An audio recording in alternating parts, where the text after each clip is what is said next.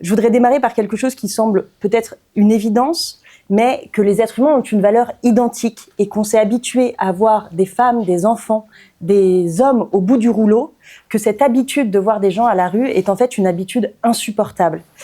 Elle est insupportable, mais elle est quotidienne à Calais, puisque la mairie mène une politique anti-précaire, une politique qui vise à mettre la précarité et puis surtout les pauvres sous le tapis. Alors nous, ce qu'on propose face à ces situations de rue, c'est faire finalement feu de tout bois pour faire de l'hébergement des personnes à la rue une priorité. Ça passe par l'augmentation du nombre de places d'hébergement. C'est vrai, l'hébergement, c'est la compétence de l'État, mais nombreuses sont les mairies qui ont ouvert des places.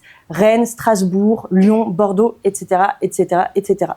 C'est la réquisition des logements vacants, en vertu des pouvoirs de police du maire. C'est enfin, comme de nombreuses mairies sur le littoral le font, mais que la maire de Calais ne fait pas, l'ouverture de gymnases, l'ouverture de salles communales, quand il y a des retours de naufrage, quand il y a des périodes de grand froid, mais même en fait, quand il y a des personnes à la rue. C'est évidemment la fin du harcèlement, c'est le retrait des rochers, le retrait des grillages, l'arrêt total des coupes d'arbres qui ont pour objectif d'empêcher les personnes de trouver refuge et de se protéger de la pluie, parce que c'est de ça dont il est question dans cette ville. C'est enfin la fin de l'entrave et de la criminalisation de la solidarité. Rappelons que cette mairie, en lien avec la préfecture, a fait fermer une laverie associative, a fait fermer un accueil de jour qui, un hiver où il neigeait, avait pris la responsabilité d'héberger les personnes les plus précaires. Et quand je parle des plus précaires, on parle là de mineurs à la rue et de familles qui n'avaient pas accès aux droits communs.